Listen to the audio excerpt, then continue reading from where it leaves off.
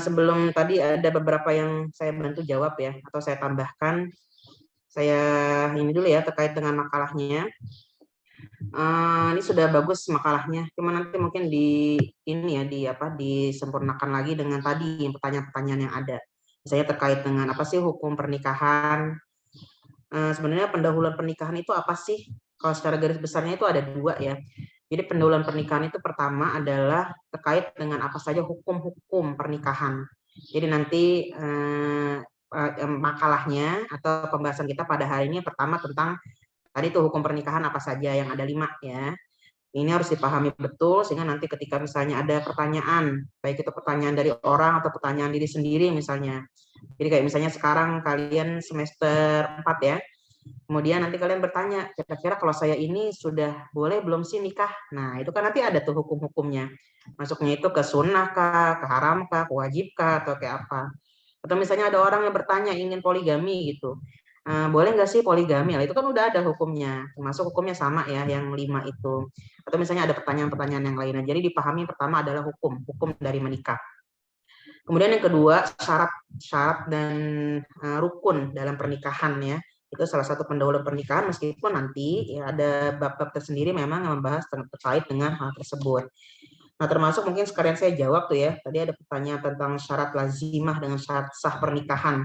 Apakah misalnya kafaah itu hanya salah satu dari syarat lazimah pada pernikahan. Jadi kan ada syarat lazimah atau kadang disebutnya akad ya, akad lazimah. Jadi ada syarat sah, ada syarat lazimah. Kalau syarat sah itu berarti pernikahan tersebut tidak sah kalau memang syarat-syaratnya tidak dipenuhi gitu ya.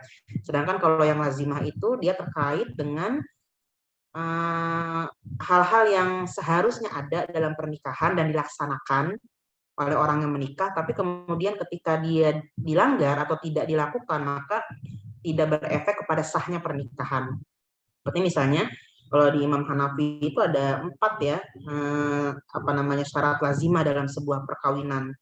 Misalnya kalau yang pertama harus kalau seorang wali itu dia harus dari saudaranya atau bapak, kakek atau saudaranya. Tapi ketika misalnya boleh enggak kalau ada orang menikah meskipun sudah ada bapaknya tapi dia dinikahkan dengan orang lain gitu ya. Nah, yang menjadi walinya orang lain. Kan sering itu ya di mana-mana kadang kita itu ada orang tabarukan dengan kiai. Jadi yang menikahkan ini bukan orang tuanya tapi kiainya. Nah, itu boleh ya, masih diperbolehkan. Jadi tidak melanggar sah dari sebuah pernikahan. Atau misalnya yang kedua misalnya kan kalau dalam syarat itu kan harus bebas dari cacat-cacat gitu ya. Setelah pernikahan itu tidak boleh misalnya si laki-lakinya itu punya cacat atau perempuannya punya cacat. Tapi kemudian ternyata dari dua belah pihak tidak masalah dengan kecacatannya gitu. Nah, itu boleh ya. Jadi syarat lazimah tapi ketika dilanggar tidak apa-apa. Atau misalnya mahar, yang ketiga mahar misil. Seorang perempuan itu kan ketika dia menikah dia mestinya mendapatkan mahar yang misil ya. Artinya mahar misil itu jangan kurang dari mahar yang biasa diberikan ke keluarga besarnya. Jadi kalau misalnya kakaknya berapa 50 gram emas, atau misalnya saudaranya berapa 50 gram emas. Tapi ketika misalnya dia mau atau ikhlas dibayar kurang dari itu ya tidak apa-apa, tidak masalah. Nah, begitupun kafaah. Memang sebaiknya seorang perempuan terutama ya, kalau laki-laki ini ada yang mengatakan tidak mesti kafaah karena kan laki-laki itu membawa bukan dibawa ya. Tapi perempuan ini dia harus mencari yang kafaah yang lebih atau sama dengan dia. Tapi ketika misalnya sudah tidak si perempuan itu sudah mengatakan tidak apa-apalah saya memilih yang tidak kafaah, nah itu pun tidak masalah ya. Jadi tidak merusak sahnya pernikahan. Jadi itu yang yang perlu diperhatikan pendahuluan pernikahan. Pertama hukum, yang kedua adalah khitbah. Khitbah ini nanti masuknya itu juga ta'aruf itu berarti kan sebelum khitbah. Tadi sudah dijelaskan bagus sekali ya. Ta'aruf itu apa sih? Ta'aruf itu kan sebenarnya kalau dalam Islam itu nazar, melihat ya. Melihat ini dalam rangka apakah calon yang akan kita nikahi itu cocok atau tidak ya dengan cara melihatnya. Nah, ini kalau di dalam hadis-hadis banyak ya terkait dengan batasan-batasan yang boleh dilihat mana saja.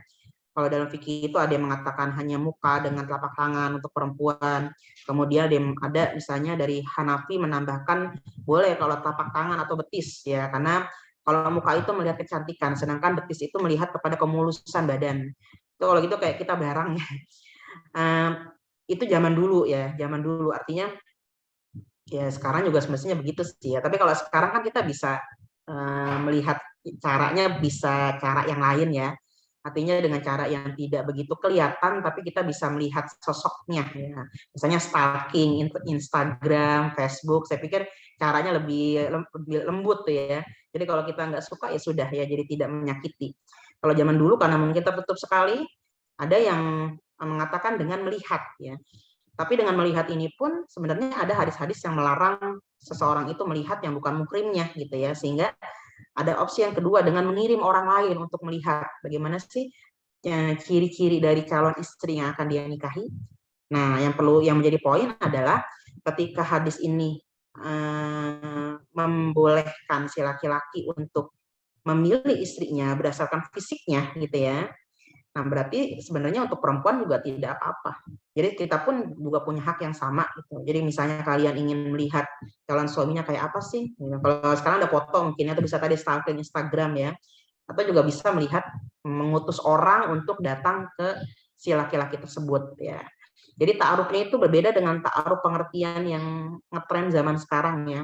Kalau ngetren zaman sekarang itu kan ta'aruf pacaran, berduaan, kemudian pergi kemana gitu ya. Itu bukan lagi ta'aruf dalam Islam. Nah, kemudian setelah proses ta'aruf ya, tentu saja ada yang namanya khitbah. Beda dengan ta'aruf. Kalau ta'aruf itu dia dalam rangka untuk mencari ketertarikan di dalam hati kita. Nah, kalau sudah khitbah itu sudah bawa keluarga ya. Jadi sudah bukan lagi hubungan personal laki-laki dengan perempuan, tapi sudah mengikat keluarga tertentu. Ya, tadi sudah ada pembahasannya itu ya terkait dengan khitbah.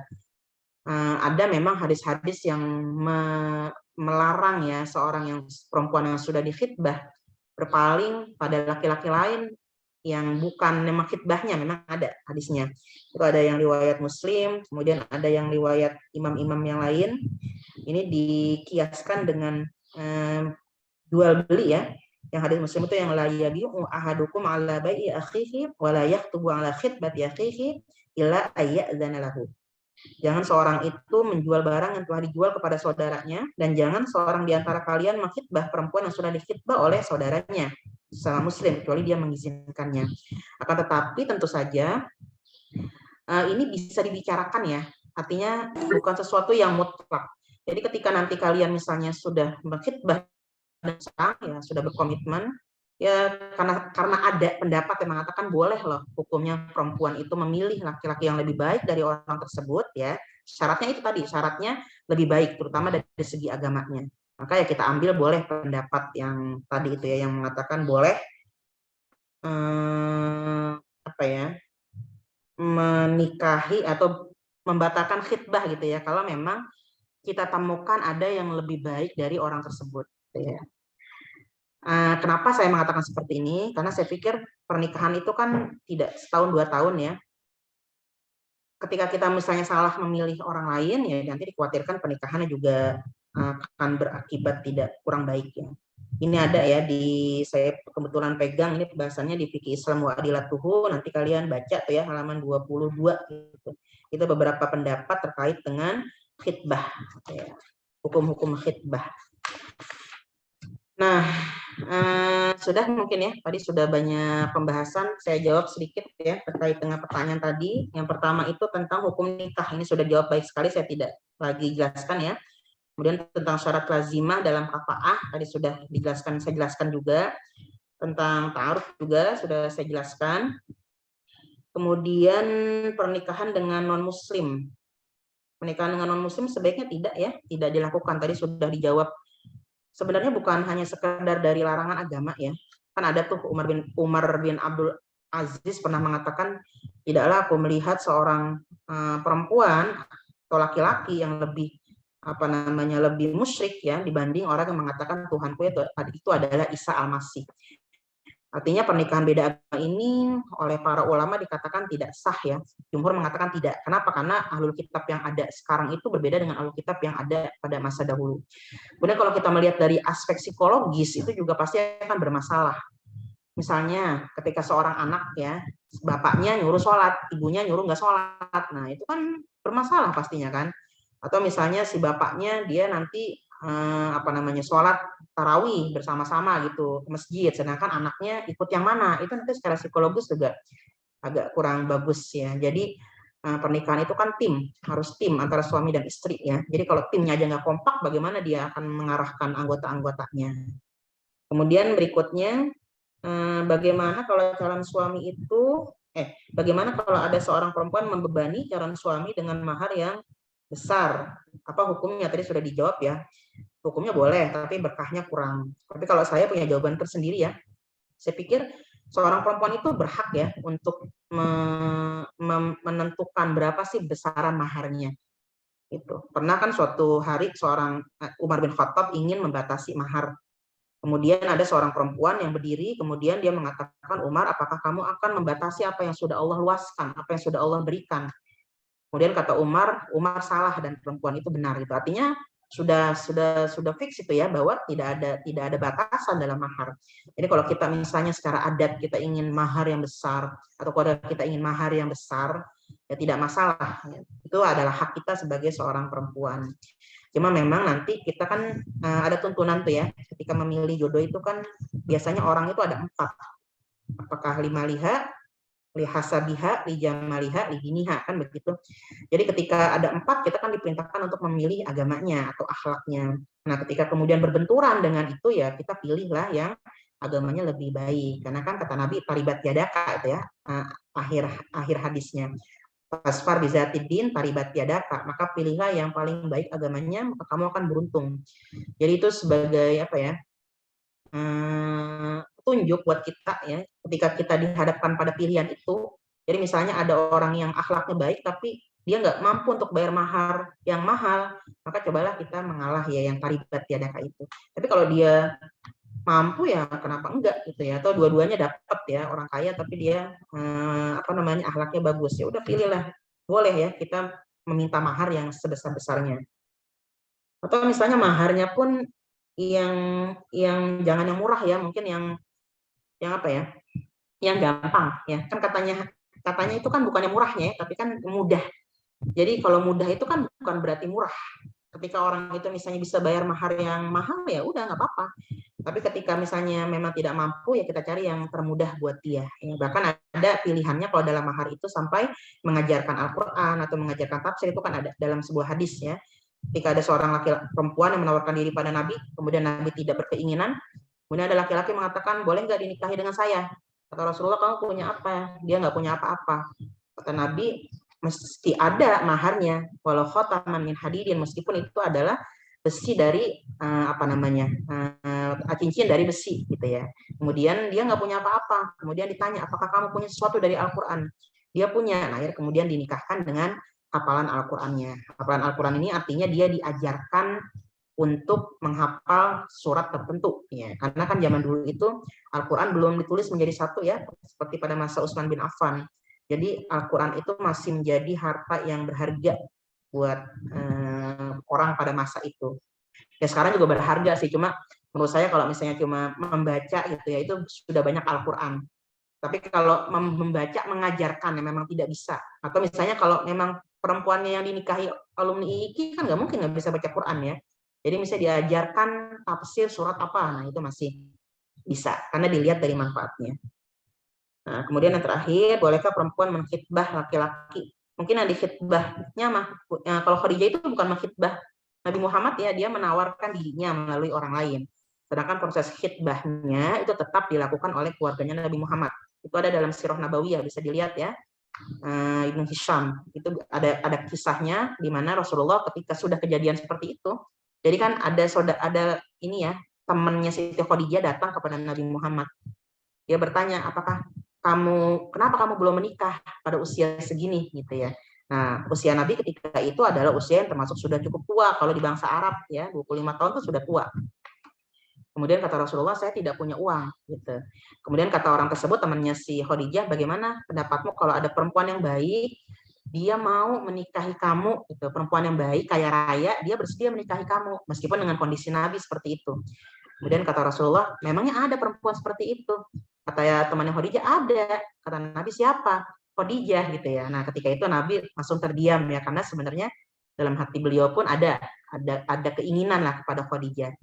Nah, akhirnya kemudian katanya Nabi Muhammad, bagaimana caranya gitu ya.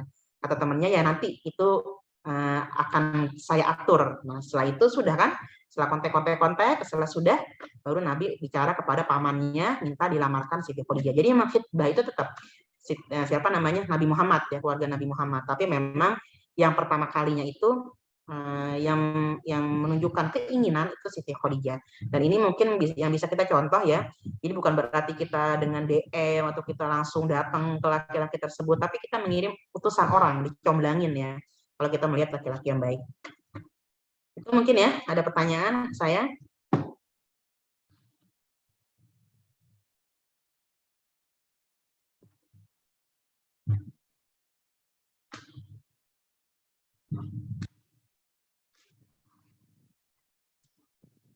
Atau sudah? Baik ya, saya kembalikan ke moderator ya.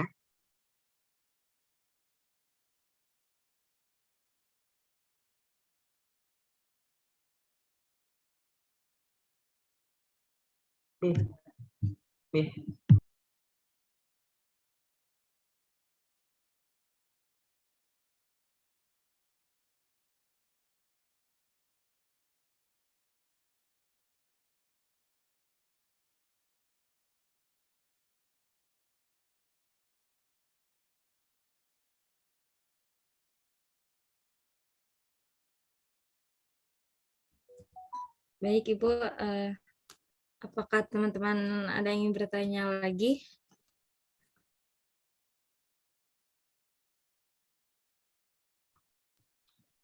Saya tambah ya sedikit ya. Di pendahuluan pernikahan ini ya, karena kan ini mungkin materi yang tafsir ayat tematik ayat-ayat keluarga ini mungkin kalau seingat saya ya, karena saya kebetulan ngampu 2 materi tafsir tematik keluarga dengan ayat-ayat sosial. Tafsir ayat-ayat keluarga ini kan bakal kita terapkan ya, akan kita terapkan pada kehidupan kita. Dan memang paling banyak keinginan kawan kita sebagai perempuan yaitu di tafsir tematik keluarga. Jadi lebih menarik sebenarnya dibandingkan dengan tafsir tematik ayat-ayat sosial ya. Nah, di pendahuluan pernikahan ini yang perlu nanti adik-adik perhatikan ya, mungkin ini tips dari saya sebagai senior ya, kan saya kan senior ya, senior pernikahan ya. Yang pertama itu adalah jangan salah memilih laki-laki. Kenapa pasangan hidup lah, jangan laki-laki, tapi laki-laki pasangan hidup ya. Begitu juga maksudnya untuk laki-laki jangan salah memilih pasangan hidup. Kenapa di pendahuluan pernikahan ini saya masukkan unsur kafaah ya, meskipun dia sebenarnya bukan syarat sah dari sebuah pernikahan. Nah, karena ketika kita memilih itu ada 2 hal yang harus dilakukan ya sebelum pendahuluan pernikahan. Yang pertama itu adalah memilih pasangan yang tepat. Gitu ya. Karena ketika kita memiliki masalah dalam rumah tangga, tapi kita sudah punya tim yang kuat, pasangan yang tepat gitu ya, itu insya Allah segala permasalahan akan mudah lah dihadapi. Jadi kalau orang timnya itu sudah goal lah ya, suami istri, maka segala permasalahan tentang anak, tentang keluarga, karena kan berbeda ya kehidupan berpacaran misalnya dengan kehidupan menikah. Kalau sudah menikah itu kan berarti hubungannya sudah antar keluarga ya, bukan lagi personal seperti orang berpacaran misalnya. Kemudian yang kedua, ketika menikah itu yang paling penting adalah komitmen dalam pernikahan. Jadi kalau seseorang itu menikah, dasar menikahnya itu karena kecantikan, ya, ada tuh dalam hadis ya, jangan memilih perempuan karena kecantikannya, karena kecantikannya itu bisa-bisa akan apa tuh, yang yudhihinna, akan membuat dia itu merasa rendah lah, merasa ada masalah, merasa terhina. Jadi ketika kita menikahi karena ketampanan, kadang-kadang itu ketampanan itu akan membuat masalah buat kita gitu ya. Ya bisa jadi karena kita berusaha mengimbangi, atau bisa jadi karena kita cemburu atau yang lainnya. Nah, kemudian ketika kita memilihnya karena harta ya, itu malah akan membuat kita sulit untuk apa namanya ya. Jadi rendah hati atau rendah diri ya. Misalnya kalau laki-laki punya pasangan perempuan yang lebih kaya dari dia, biasanya ya gitu. Tapi kalau dia tidak bisa memberikan nafkah yang baik pada istrinya. Terus kebalikannya, perempuan juga ketika menikahi yang kaya pun kadang-kadang seperti itu. Jadi yang paling penting dalam pernikahan itu adalah komitmen. Ketika orang sudah berkomitmen, dia menikah itu karena perjanjian dirinya dengan Allah, tadi sudah disebutkan ya oleh pemateri, misakon gualizo, maka setelah pendahuluan ini, maka pernikahannya bisa lebih mudah lah dilakukan. Jadi ada dua itu ya, ini catat. Yang pertama adalah memilih pasangan yang baik, yang kedua adalah membuat komitmen di awal pernikahan semata-mata karena Allah. Itu mungkin tambahannya ya, saya kembalikan ke moderator. Kalau tidak ada nggak apa-apa ya, boleh ditutup aja setelah disimpulkan.